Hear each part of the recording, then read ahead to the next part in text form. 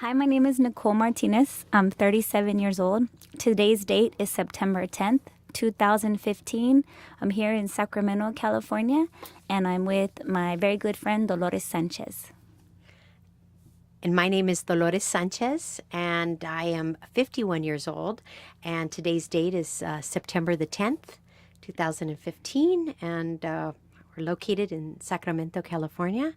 And I'm here with my dear friend, Nicole Martinez.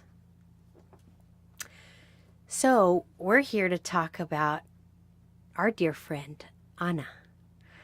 And our journey as she put us together. We are both friends of Anna's, and she brought us together, and we became friends. And we're here to talk about our journey with Anna. Nicole, you started out, you've known Anna for a lot longer, right? You guys met, when did you meet? I met Anna about 15 or 17 years ago when we were students together at UCLA. We were roommates in college. Wow, that's yeah. So you've known her a lot longer than I have, because I met Anna in, gosh, she was in graduate school, or had just she was in almost finishing graduate school here in Sacramento, and she was, I believe, she was working for a state agency, and she had just been accepted to the Senate fellowship, legislative fellowship. And I met her, and I believe at that time she was living with her boyfriend, and I was taken by Anna because I was introduced by a mutual friend, and Anna has this beautiful smile. And I was taken by, here's a Chicana who went to UCLA, and she is back in Sacramento, and she's now starting, she's in graduate school. She has a great deal of energy. You can tell from her eyes that she just was a caring soul. And we found out, I think at that first meeting, that our birthdays were one day apart. So we kind of felt like we're like soul sisters in that way. And then she had just gotten accepted to the California Legislative Senate Fellowship, which I had. That's how I came to Sacramento back a long time ago. And so that allowed us to have a kinship right away. And so that was kind of the beginnings of our friendship. And did you guys stay in touch after you guys had you were pretty close, right? And at college? Yeah, I like the way you explain Anna. So Anna's a really special person. When I met her in college, she was my roommate when I didn't really have a lot of people that I knew there. And her and some people that I had met through different community organizations, I met her. She was a part of this group called Raza Women, who were helping to do work around empowering young Latinas in the community and to organize for different issues that were in the community. So she's always been very active in terms of political movements and politics, very educated and aware about her surroundings. And so that's when I met her, the same feeling that she was very open, very warm, very loving, and was invited me to live with them, her and another friend together. And yeah, after we graduated, I moved back to Sacramento, and she stayed in LA for a long time doing I think she was working for some different lawyers at the time. So she had an interest in politics always. An undergraduate, she was an English major. And I just remember her working so hard on everything when the rest of us would have work due, and we would try to scramble to do it, the night before it was turned in. She was always working on her assignments like 2 weeks in advance and rereading and double checking. She was also a double major in Spanish, so she had to do the same for Spanish language and I'm also, Chicana here. Anna was originally from Mexico, and her family was from Fresno. So it was very important to her always to maintain cultural ties with the communities and family that she came from and the language that she grew up with. So she was always doing the maximum in terms of growing herself and her experiences in dual language in the communities that she lived. And then after I moved back to Sacramento, she had decided to apply up here to Sacramento to come to a master's program, which is, I think, when you met her, in public policy. And again, just always very applied and driven in who she wanted to work with community. That was always something really important to her. And I'm curious for you to tell us a little bit more about, you said like how you felt when you met her, but maybe like more about yourself and your interactions with her, like as you continue to get to know her more. Yeah. Anna was, she's the type of person that, I knew there was like this great story there, because I knew that I knew she was first generation here in this country. And she had talked about I forget where her parents from, the family? They're from Guanajuato, Mexico. Guanajuato, yeah. And then they live in the valley, right? Near Fresno? Near Fresno, yeah. And so here I'm thinking, wow, whatever got her to this place and time where she is here in Sacramento, gone to, wonderful school, a college educated, and here she comes from a family of campesinos. They pick crops, and she came here without knowing the language. And so how, that's always fascinating to me. Like, how does somebody do that? It's like, it's pretty amazing to me. And so when she went, so, I thought, so every once in a while, you don't approach somebody and go, tell me your story usually, but I, heard like little bits about her life and her journey to this point. And, I always thought, but she's so energetic and she has so much goodness. And I knew that experience of her coming to this country without knowing the language, and she was older, right? Wasn't she like 7 or 8, something like that? So, she had already experienced time in Mexico, and I believe also that her parents were not with her for those early years. So I knew that was a big part of her story. And I just hope that we would have a friendship that somehow she would reveal some of those early years and how that shaped her to become who she was at that time when I met her. So I think that when I first met her, she was, I'd say, probably in her early 20s, something like that. Maybe, I don't know, maybe 23, 4, 5, something like that.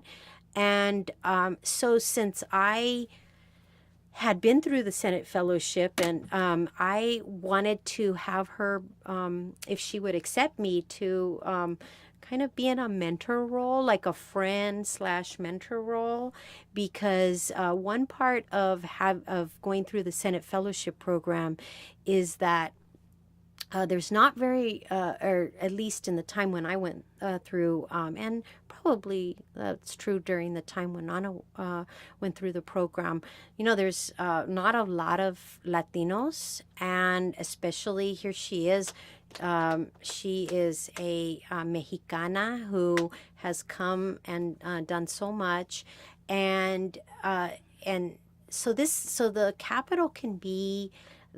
capitol can be a very dizzying environment that is, you look around and, not everybody looks like you, and certainly doesn't have a background like yours. So I wanted to make sure that the apprehension, the anxiety, the kind of the isolation sometimes that can occur in an environment like that, that I knew firsthand, and that I experienced. I don't want that to happen to anybody else. And so when and I saw Anna, and I've done this for, or tried to do this for, other Latinas, and people who have asked me, not just Latinas, but people who have asked me to guide them through this process. And so I did, and I was so thrilled because Anna was always wanting to talk to me and my counsel. And so I was eager to be able to help in whatever way I could. So the first part of the Senate fellowship, you have to you go through these different interviews with different legislators to see what kind of a fit that is, so that and also the Senate fellowship is a 12-month it's a fellowship program for people who want to do work in the California legislature, in the upper house of the legislature, that being the Senate, the state Senate. And so there are 40 legislators, and you go interview with quite a number of them, and you decide, are those policy issues that the legislator is dealing with, are those the ones that you're interested in? Is it personality? Is there a fit there? So me being with the experience of the fellowship, and then also working in the legislature, and then now as a lobbyist, or then as a lobbyist for all those years, I think I had a perspective and a view that that might help her. And so she would go on these interviews, and for placement interviews, and she would call me and say, hey, what do you think about this? And and so I would kind of guide her in that. So that's really where the beginnings in our friendship started. And I knew that it was just a helping hand, and that is all. That's what she asked of me, was a helping hand. And so I felt like if I could provide her with a helping hand and a little bit of friendship, then that made me feel good. And that's what people did for me.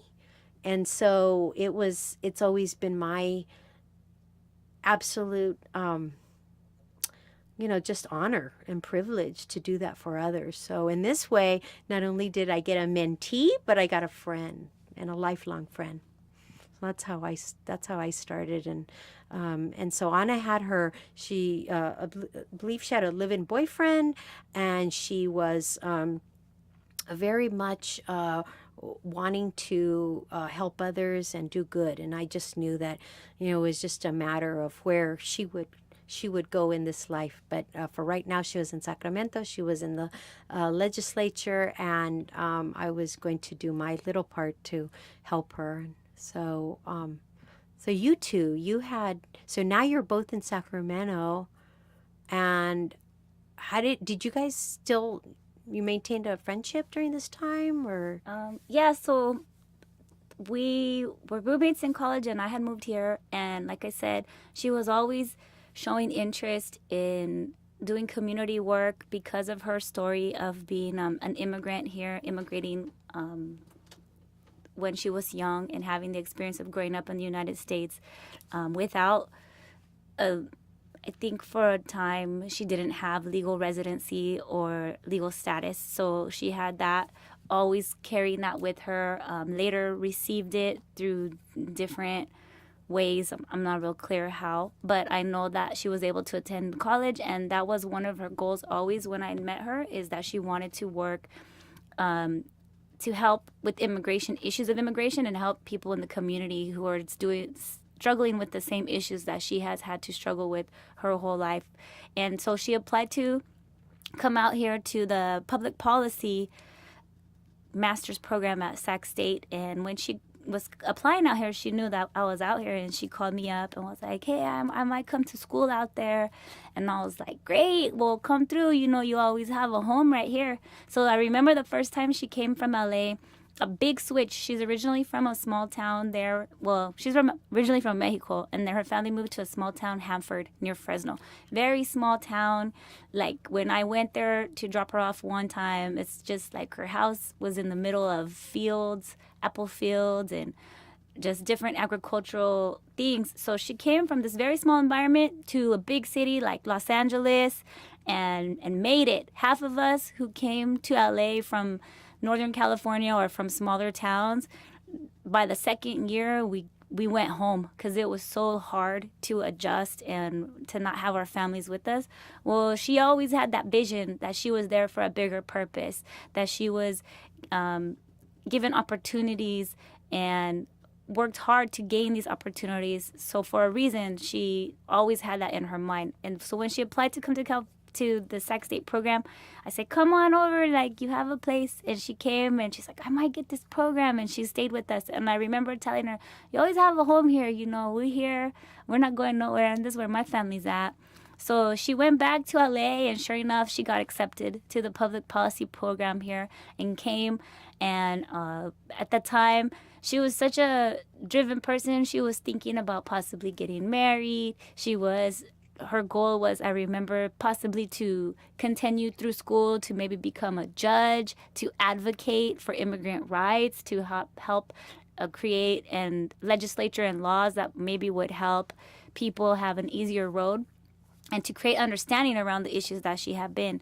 And so she got to that public policy major and was still always working in the community, ended up having her own place with her boyfriend at the time. And slowly over time, you know, things change, her feelings change, and they ended up breaking up. And she, however, was still very focused on issues with community, working with Latino community. And instead of going to law school, which was originally her plan, possibly to become a judge, she found that fellowship that you mentioned and decided it would probably be more impactful on a bigger scale to be working with actual legislation and bills that could affect people on a bigger scale rather than like case by case that she might experience as a lawyer. I remember her sharing something like that. So that's when she went to visit you. And over that time, as she's working in the Capitol, I remember seeing her like, man, Anna, check you out. She have like her little suit on that you would have to have when you go to the Capitol. And I would be like, whoa, you're doing it. Because when we were back in school, you know, we were in like sweatpants all the time. And it was a just way different change. But her mind was very focused. Always she would tell me about, oh, you should see these different bills that are coming through. And she showed me one time how much she had to read, like packets full of legislation that she had to know, is it a good idea or bad idea, and give advice to, you know, the legislators who would vote on these bills. And I thought, man, Anna, this is the best job for you, because it's just like you're studying back in college, like you're doing things like weeks ahead, really learning. Like it was perfect for her. She was never last minute on it, you know, very dedicated to very detailed. So she was enjoying it. But I remember her also still being like, I don't know, you know, it's like you said, the Capitol has its own very special place. And I don't know, she always liked having the suit and always liked having to, you know, present herself in this way that was very formal, but yet there was always this other Anna who was just not formal, who grew up, you know, in the campo, in the fields, and who grew up in small communities and was very down to earth and very family based. And so that's what I remember her talking with me about. And she would come visit, you know, us every now and then and say, you know, I like it, but I feel like there might be something else. And so I remember her starting to just start looking at different options. And that's kind of where I met you. Yeah. I think so, yeah, because she was, you know, throughout, like, you know, we had a lot of contact at first, and then throughout the years, we sort of lost contact. You know, I'd call her on her birthday because it's one day before mine. So I remember. That's the only reason I remember. And no, not the only reason, but it was a good marker. And I would see her. I would see her in the halls of the Capitol. But we really didn't have, like, it's not like I saw her all the time. It's not like we spent like a lot of time together. It was sort of like, okay, she's now making her own friends. She's was a, if you will, like a student in a way, and I was the teacher in a way. And but now she was, it's sort of like she was cast, she had her wings, and she was, she had her social circle, which was, rightly so. It was going to be people of her age. I'm considerably older than her. And so there were times when we would get together. I wouldn't say it was often, but it was like whenever I saw Anna, I knew that we could just pick right up where we were, where we had been. And I always knew that I was going to get this wonderful smile, a heart that was always full. And I always knew that if I were needing anything, Anna would be right there. And I hope that that's how she felt about me too.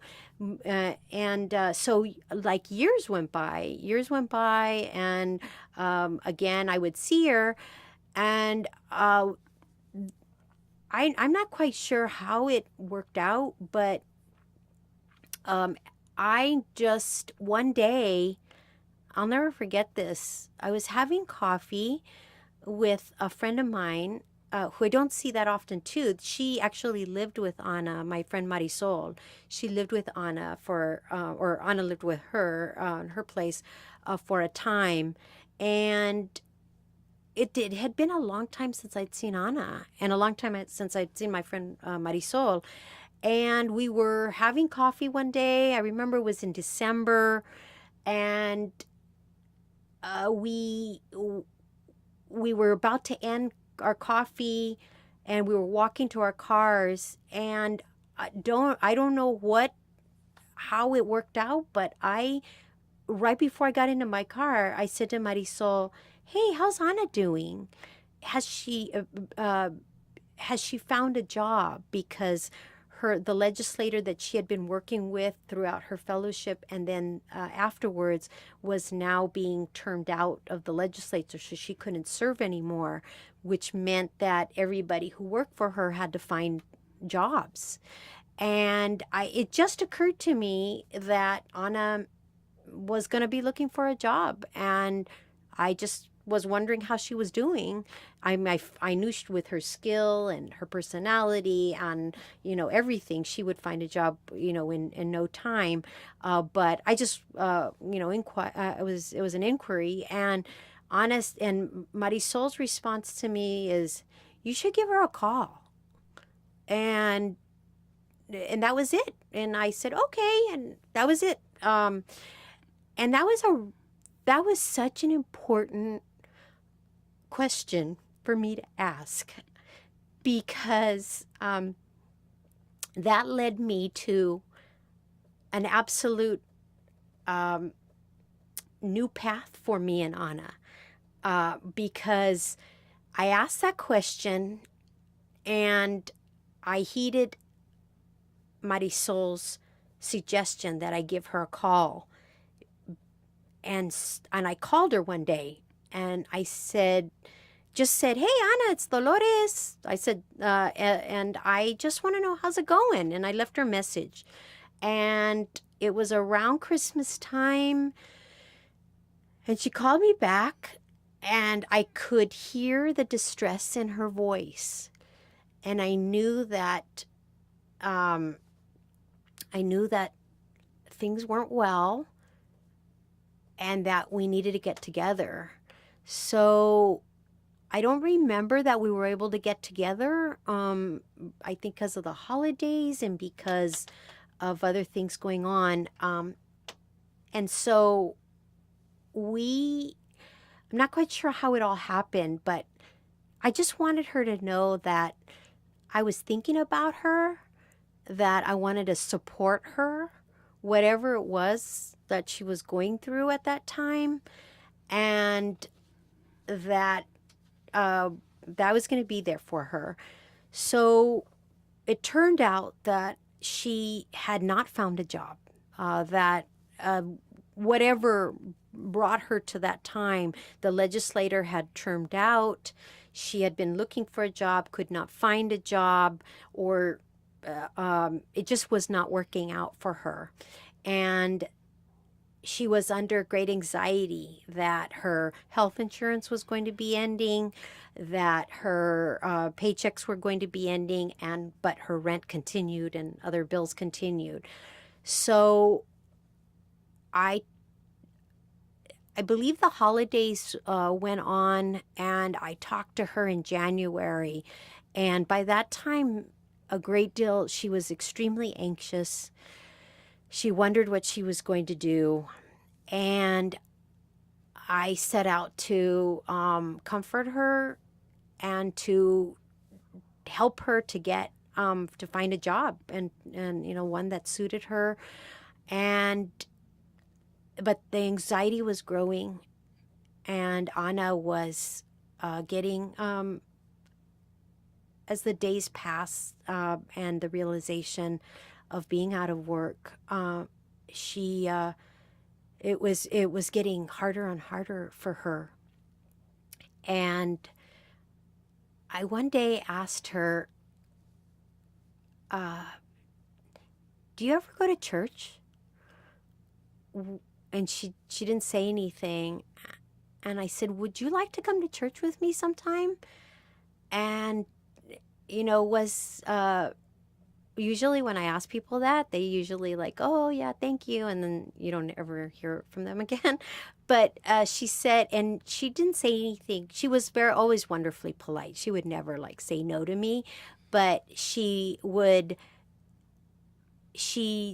wasn't like she was embracing that idea either. It was like, oh, yeah, no, yeah, definitely. And I knew enough that not to push, and that what she needed was for me to be supportive, and that but I wanted to put it out there and let God take care of the rest if she wanted to go to Mass with me.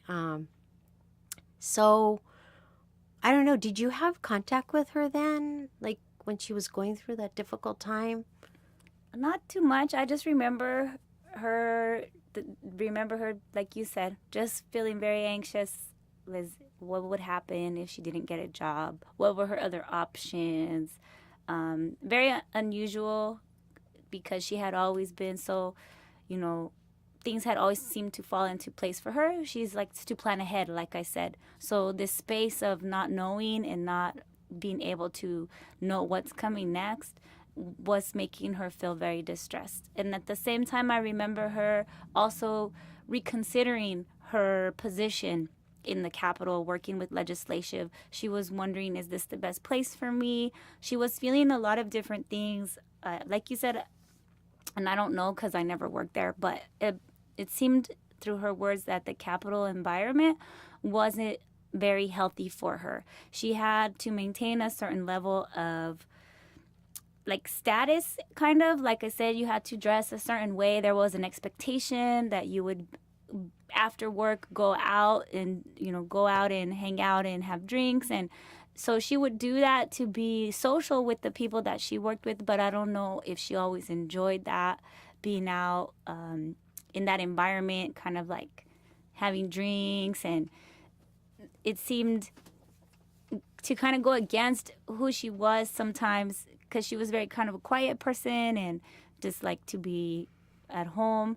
So she was struggling. That's all I remember. Yeah. And I didn't know anything else besides that. So, I mean, I know where the story ends. So I guess I'm curious to ask you, after you asked her to go with you, what happened next? Because when I finally got in contact with her again, it was already after she had started to take steps towards a different path.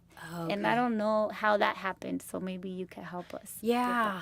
Well, what I remember is, I put it out there like, oh, do you have faith? Do you believe in God? Do you want to join me for mass sometime? And so I remember she actually, I told her, I said, oh, if you want to go, here's where I go to mass. And so we, so she's, things were continuing to not be fruitful in terms of locating a job, but she was, she after like a couple times, and again it was a soft sell. It was like, oh, you know what, I'm gonna go to mass now, would you like to come with me? And so finally she did. She came to mass. She said, hey, I'll join you. And so that was sort of the beginnings of it. And I knew what brought me comfort and solace and support was to know God, and to go visit him in his house.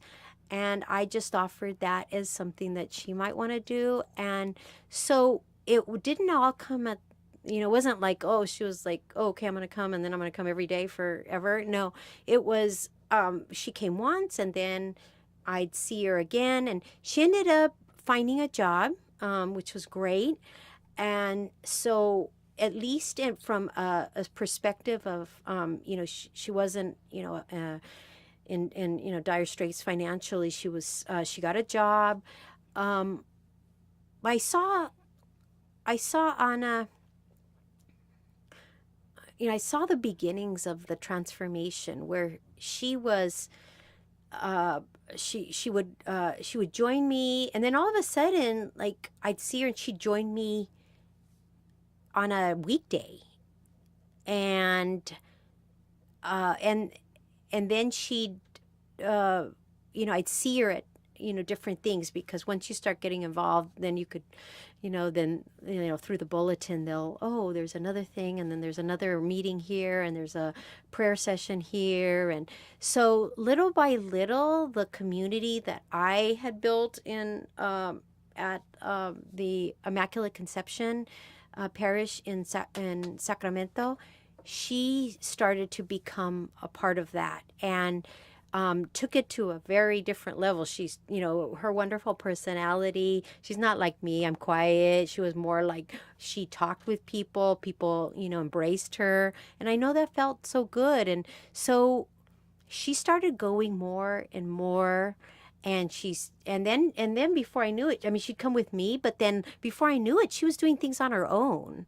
And like, hey, would you like to go to this kind of like Christian music concert? Would you like to go? And then I'd hear her say, oh, I can't do this on Thursday nights because I'm going to go to this meeting at Immaculate Conception. They're going to be talking about different things. And so I was so gratified that she would do that. So to the point where it was like she flourished, and she was going more and more to mass and this community, and you could see she wanted more.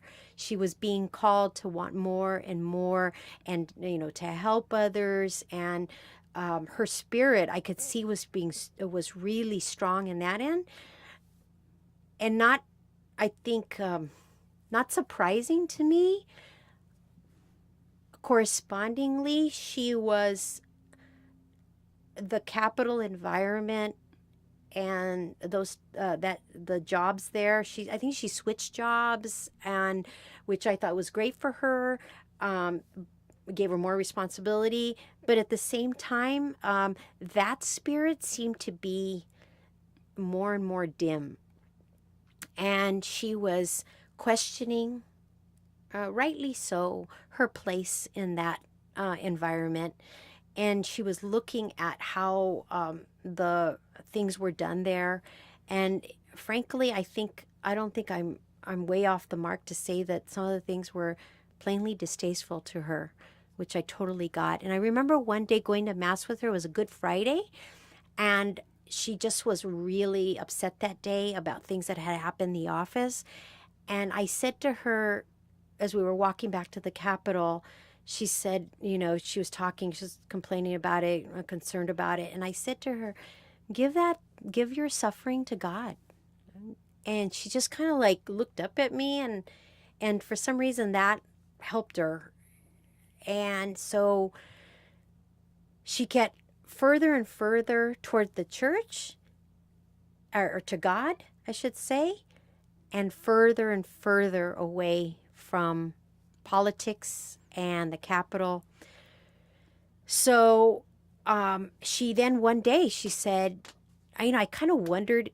I kind of wondered if it was where she was going to go with this. And one day she's like, I'm going to quit my job. And I'm like, whoa, wait a minute. What are you going to do now? And she's like, I don't know, but I can't work there anymore at the Capitol. And so I was thinking, okay, well, maybe, you can get a job like in social services and she's like, I don't know, but I don't, I'm ready to move on. And so I had no idea what she was thinking about. She did share that she wanted to do something, of service to God, of service to her community, particularly the immigrant rights community. She ended up moving towards going into serving God in a very personal way, where she was looking towards religious life. And I didn't know what that meant. And it turned out that she wanted to go to become a nun. And so my thought growing up with nuns was that she was going to go into a place where she could serve God in a convent, and then I would get to see her like whenever I knocked on the door of the convent, or we could still take vacations. I could still see her. I could still call her. I could email her. I'd still see her on Facebook or whatever. I had no idea that she was going to go off into a place that would, in a way, take her away from me.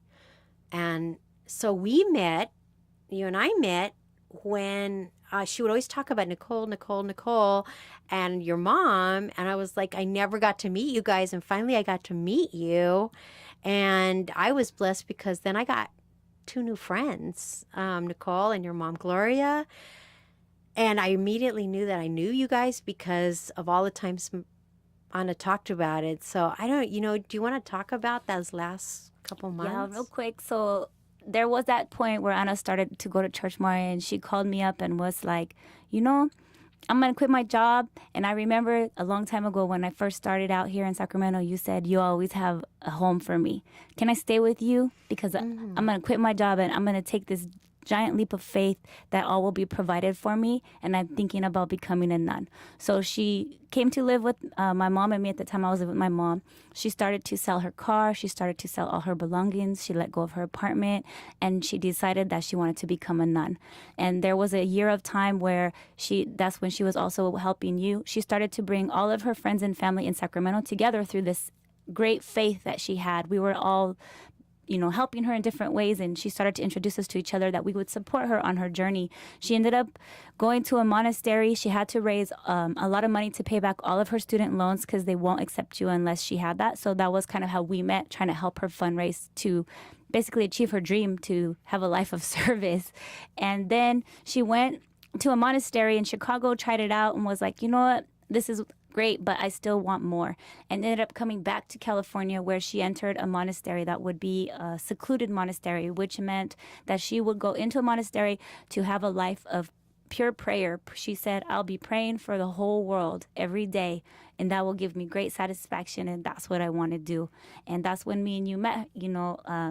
We all joined her that last morning when she was going to be welcomed into the monastery. Her family from Fresno was there as well.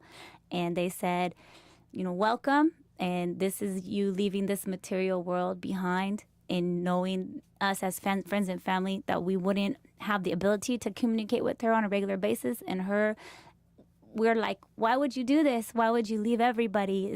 You can pray at home. You could pray anywhere. Why would you choose to go so far from, imagine this young woman who was wearing suits and having a fast life in a legislative world, to now wearing this brown robe every day, the same thing, and never being, not because of choice, not able to come out and talk to us. And she said, this is what I want. This is how I feel happy, knowing that I'll be able to serve by praying for everybody always. I'll always have you with me in my heart. I'll always have you in my thoughts. And I believe that this is what I was called to do. So I remember, took her there and we said goodbye. And the nuns at the monastery took her in, and we haven't seen her since. But we know that she's praying for us and she's happy, and we watched her transform, and she brought us all together. And what I think is most important is that she showed us through her incredible heart and her incredible faith that anything is possible, and everybody has their own way to walk, and that we do need to support and love each other through it all. Yeah, even if we don't understand it, right? Like, I understand service to God, but I had a real hard time. We had a hard time with her. Like, you don't leave there. Like, you go there and you never leave. So birthdays, graduations, marriages, deaths, we will not see her, and she will not experience that with us. But I'm like with you, Nicole. It's like I feel as though we're blessed because we've got a prayer warrior, right? Every day she prays for us. So I miss her. I know you miss her too. And I know that's the life she's chosen, and God called her, and I guess God's calling us to support her and love her and pray for her and pray for others. And it's been an amazing transformation, and it's we're all the better for it. And thank you, Anna. Yeah, thank you, Anna.